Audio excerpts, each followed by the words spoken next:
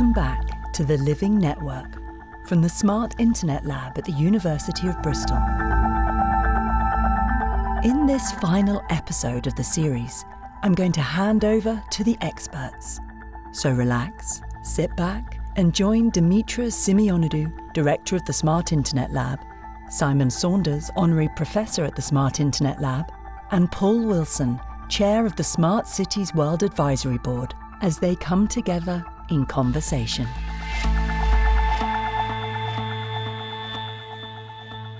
I'm going to talk about myself first. I have been in the telco sector all my life, and I do identify myself as a telco enthusiast. And that's where my heart is and my passion is. And telecoms, they have been through a very long time now perceived quite a boring industry to be in.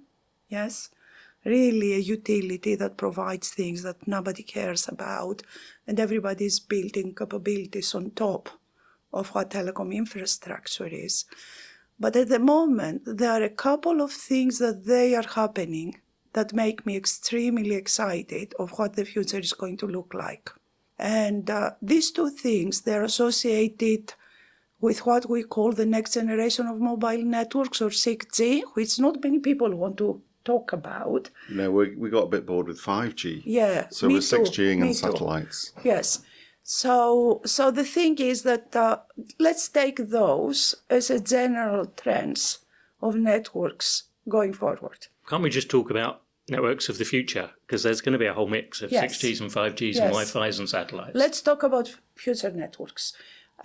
So those two things, just to stop the dispersion, the one is, of course, the embedded intelligence into our networks. People are calling it AI native networks. But the thing is that we see actually adoption of AI into network infrastructure very, very fast, whatever that means. And the second thing is actually what we call joint communications and sensing.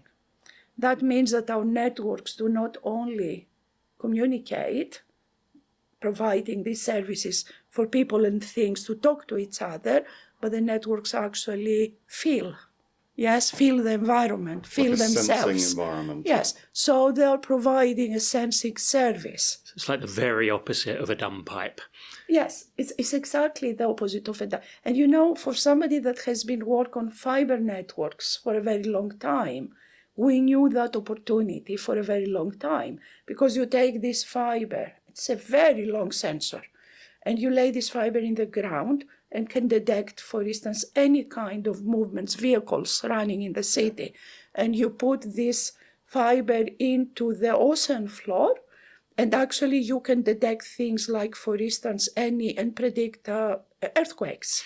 And I guess we should be clear, this is kind of a bug that turns out to be a feature. These fibers weren't designed to sense things, right? No. It just turns out they're sensitive in interesting because ways. You have photons going inside the fibers, and you know the polarization of the photon, for instance, change through vibration.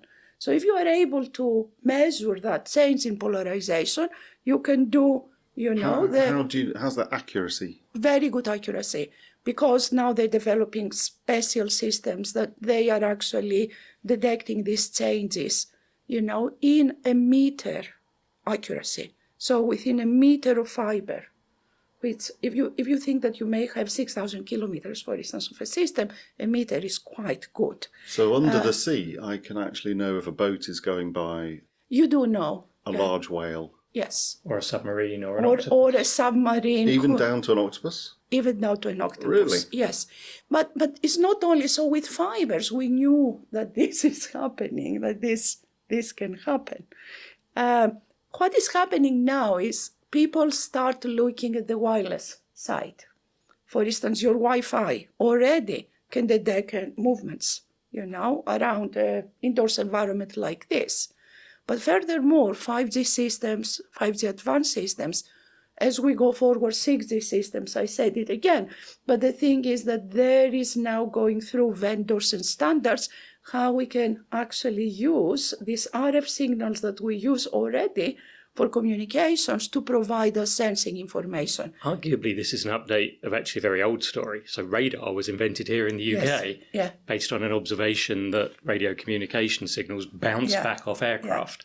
And we're bringing that up to date now. It's almost like we'd forgotten that property was there with radio signals in the spectrum, in the air, as it were. And now we can observe that we've got much more capable communication signals, and that gives us better resolution in terms of space, so we can get down to meters, perhaps even centimeters in that environment, and time resolution, because these are very wide bandwidth signals, so we can also detect distances and motion and the nature, shape and materials of objects. But people got really excited about Internet of Things, didn't they? So but now this is not Internet of Things. There's all sorts of sensors out and about. No, this all is over not things. about sensors. So what we say now, you don't need cameras to see if somebody comes into your door, because your 5G or Wi-Fi is going to detect it. You don't need IoTs, this extrapolation, we're extrapolating now. You don't need IoT platforms because the network itself, your 5G network that you receive your service, detects what is happening out there. I don't quite get this, so I will say.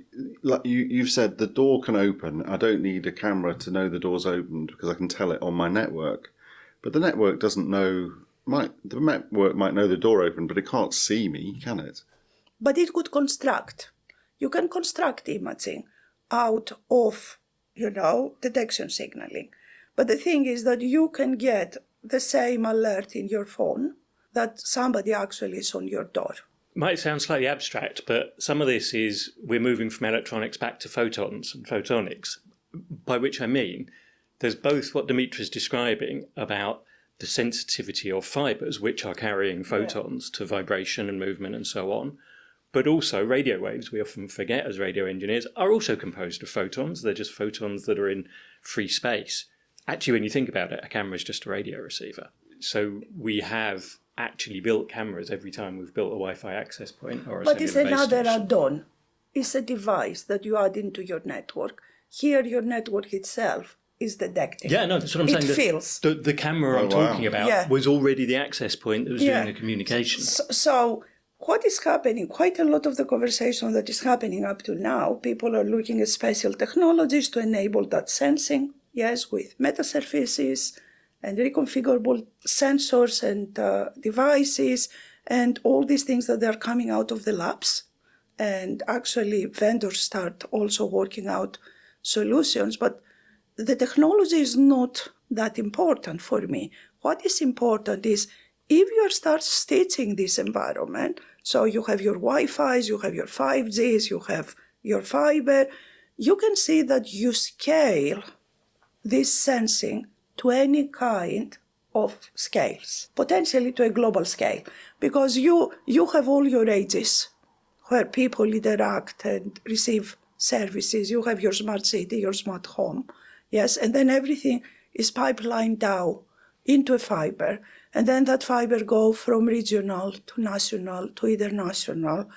And actually, the only thing that connects us globally is that fiber infrastructure.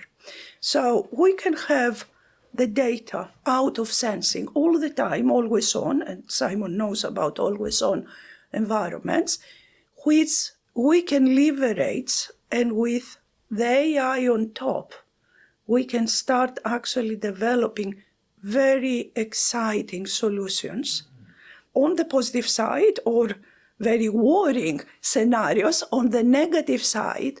But what I can see is that these networks, let's avoid the word nervous systems, but these actually global networks, they could be actually global conscience. They can develop global conscience. Yes. So, Dimitra, think about you global added in AI all of a sudden. I think where my mind went was the network is sensing all the time. Yes. What hasn't been done yet particularly well is harvesting all of that sensing into intelligence. That is data. And that's data. And then AI allows us to accelerate this super fast. I mean, there is a very big question how we can use AI to extract knowledge out of this data how this knowledge is going to look like. And the is data it going set to is be the world. centralized or completely distributed? But you can see the opportunity. Now, for me, it's a very important time in telco infrastructures because we can see the industry potentially become something else and become something else that actually the connectivity service is completely hidden, but it's all that intelligence out of sensing that could come out of this and the opportunity that it creates. And that is really quite, there is a lot to think about. There's a lot to argue about. There is. Stepping back, I find it an instantly compelling vision for a couple of reasons. One, it's no longer the network as simply a carrier of words and pictures and texts and videos. It does all that, but now it becomes a very active part of the story, that it's delivering sensing data that is its understanding of the world, and it's assimilating that data through the intelligence that's an intrinsic part of it. And I think that creates an opportunity that says we're not just saying we can join the dots, but we can actually have this be a part of the world. Yeah. I think we also, though, have to recognise that when we're sitting here talking about things that don't look like cameras but act as cameras and harvesting data on people and things all around the world, I can imagine a lot of people feeling a little freaked out by that. That sounds like something that could be used irresponsibly on a very large scale. So I guess we should explore where that takes us.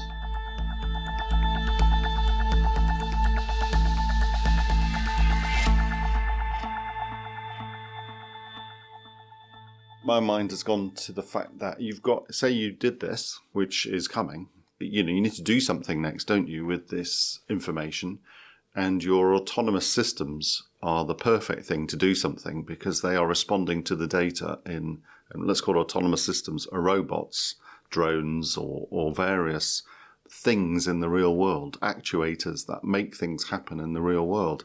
So now I can see from your network, the next step on is stuff starts happening in the real world. Physical things start happening in the real world with what we've called robots, drones, autonomous systems. So this is quite important, isn't it? We put some guardrails around how this happens. Guardrails are absolutely important, but think about situations like crisis management. Yes, and usually when actually there is a conflict in an area or there is a disaster in an area, the first thing that people are looking is we lost connectivity. But now we have alternatives because we can have satellite that potentially could be unaffected. So immediately you bring your satellite. Your satellite connects, gives internet connectivity, but what you care more about is what the satellite sensing in the location that you're having a crisis. Could give you information where exactly you need to intervene. And so you can actually mobilize help with real-time sensing data, not because people are going to be calling. Don't we do that already today? No, because now we are relying on somebody calls critical services. This is an autonomous thing. So you are sensing where things are happening and how they are happening. Because if you have casualties, huge amount of casualties in a location, it may take a very long time to get this information in. One of the things that enables that is very much that this isn't a central controller with a bunch of arms out to places. This is something that's very distributed and therefore very, very resilient. Yes. So bits of it can break, they can be removed, and still you can have that functionality. I think there's some great analogies for that, right, in the natural world. Yeah, well, in the natural world, oh gosh, you're thinking of octopuses, aren't you? Yes. Where octopuses have 9 brains. They have a brain in each tentacle. So they're very close to, like edge computing in a sense, to sensing their environment around them. Their 9th brain, the one in the head, is sort of coordinating a federating management system. And the useful thing for us to bring that into this topic is to say, as humans, we have one brain. So and it worked for us. We don't know anything different from that. All of us are organized with a central command and control system. So we tend to design then systems and solutions in our own image, as do governments and corporations. However, nature gives us some other models, like the octopus, a distributed mind, where it's closer to the edge, it's closer to what's happening in its environment. And what's more, some astonishing things that humans can't even believe almost, that the octopus can change colour and shape to fit its environment. Now, for me personally, I find this very exciting because rather than this becoming some Orwellian command and control dark thing that's going to take over the world run by the tech bros, which I think a lot of people are pretty worried about, quite honestly. That for me is frightening, honestly, that we see the biggest tech giants now running everything. What we need to do is ground this in, I would say, local democracy for me, and in our everyday lives, which are cities where we live and work and, do our thing. So for me, in this discussion, the governance of what comes next is almost the critical issue. Let's assume that tech will come, because it seems to be coming. Next, we need to think long and hard about who's got the data, to what effect is this data. And I'm not sure we're really ready with those governance of data and what to do with its systems. So data trusts are often talked about, but are few in number, really. We're still grappling with basic legal agreements with sharing data. It seems really frustrating that we can't get to grips with that quick enough. This is very good analogy with the octopus and the tech bros, because what I worry about, and there is, the last few weeks we have seen it, just the renewed interest from some very big AI vendors on networking. And I think that one of the reasons is that new emerging capabilities that we can see in networks. So if you want footprint beyond the big data centers, you have to have the distribution and scale that networks provide. And that is a perfect platform for actually placing AI resources and being able to extract intelligence from your local environments. What we don't want to see, and I agree with you, Paul, what we don't want to see is actually having somebody controlling all these networks and actually create armies of robots that they are coordinated and actually, obliged to commands from the big tech companies. I don't think but it's this can happen. It's not far-fetched, because I can see that this actually is a very real possibility. It is. I mean, one of the things that I think helps with some safeguards in that comes from another natural analogy. So when I'm not playing with telecoms networks, I spend a lot of time in forests.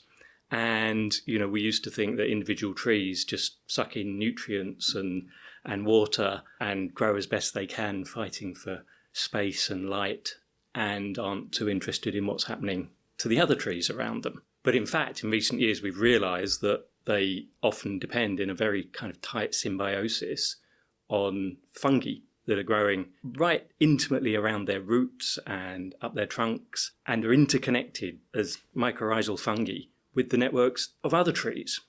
And that isn't just the fungi doing its thing, it actually acts as a signalling network between the trees. And sometimes the trees then collaborate between themselves.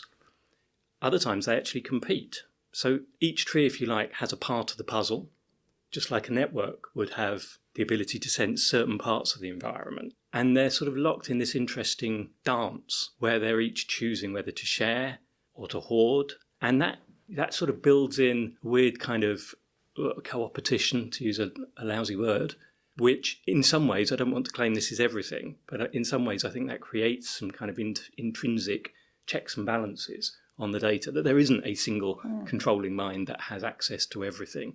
Rather, there's a whole ecosystem of elemental networks which are local in cities and in rural places and in countries, sometimes competing, sometimes cooperating.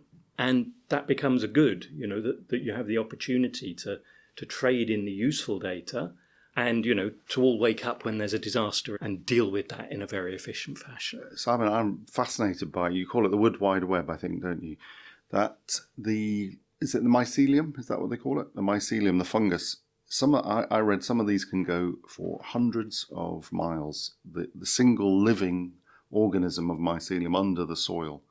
And the vast networks underground that are some of the oldest life forms on our planet. That's right. There's about a mile in every cubic centimetre of soil.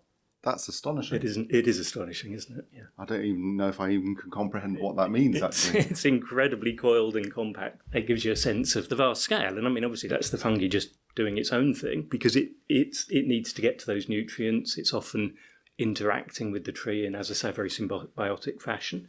So, it needs to find its way everywhere. This is almost the ultimate definition of resilience, isn't it? We've got almost one of the longest living things that we know of in the universe because our planet's the only place we know of life. So, is it a peer-to-peer example? I think it is a peer-to-peer example. There isn't a single kind of controlling oversight in this. I mean, that said, they're all affected by common things. So if there's a lot of shade in the tree canopy, then they all are affected by that consistently. There's a kind of coherence across that. The sun rises and falls for all of them. So it's not that they're operating in a separate bubble with completely different conditions. There's another piece of that. Oak trees, for example, when they drop their acorns, they do it very non-uniformly year by year. And there are certain years that are so-called mast years, when there's a ridiculously large number of acorns. And weirdly, that happens in the same year all across Europe, even when the climate is quite different in those places. And we still don't know why and how that happens, that all the oak trees across the whole of Europe have a mast year together. Wow. Gosh, never knew that. I think this biomimicry is fascinating in this topic because we need to get into this because technically we're getting to the point where we can see networks start to become sensing environments.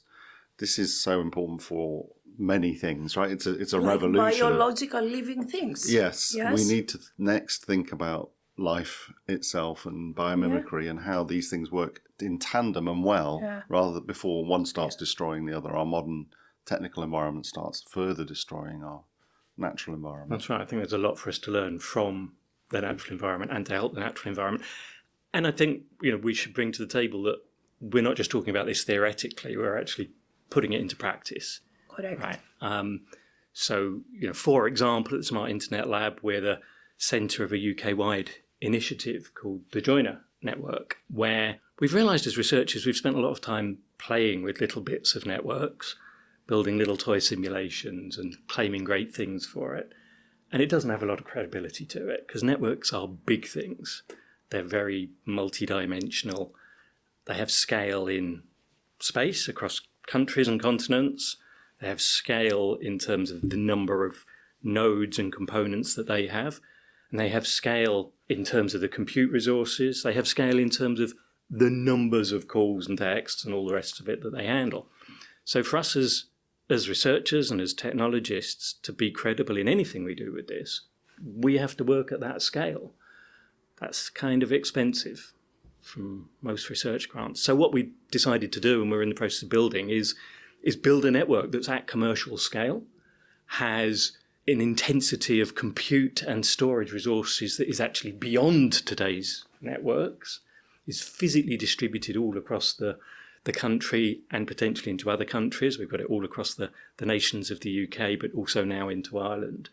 And we're using that to breadboard all of the techniques that we're talking about here, right? From applying AI to make the network work at its best potential performance through to adding sensors to that. So, one of the parts of that we're working on is sensing the spectrum around all of those locations, which generates absolutely vast data sets, many terabytes, to spot patterns and understand how that interaction happens. And we can now start to dig into the data we've collected and look for what it tells us about what's moving around those things. Not only what it tells us about how networks are using the spectrum, but also how the spectrum is revealing the natural world around us. I think that when we started putting together Joiner as a consortium and being very passionate on how we can support network innovation, telecom innovation in the UK, we didn't think about these aspects. And the whole opportunity about linking AI into the network with environmental sensing, it has been evolving the last 2 years as we are building Joiner. But we are finding ourselves now in a situation that I think we have a responsibility to use this platform to actually start understanding what it means for the future, that sensing over the network at that scale, and what it means to have a conscious network, right? What it means to have a living network, and actually reflect on that, not from a tech point of view, but we are actually landing in 15 cities in the UK, 15 cities. And we can link this back to applications, and citizen experience, and we can start making some sense. What are the issues? You mentioned data trusts, Paul. Yes? What are the issues around privacy? What are the issues about responsibility, especially across responsibility and AI models that we are using and we are going to be using? And from my point of view, I think that we should accelerate this activity because the learning is very important, and informing the community beyond our telco community of what are the opportunities and the risks are also very important.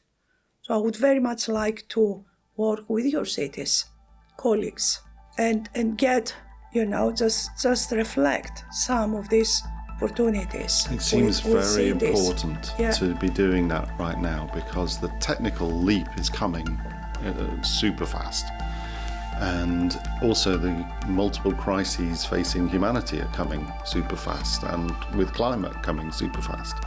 So this seems very prescient to be going deep into this together. Very exciting. Thank you to Dimitra Simeonidou, Simon Saunders and Paul Wilson.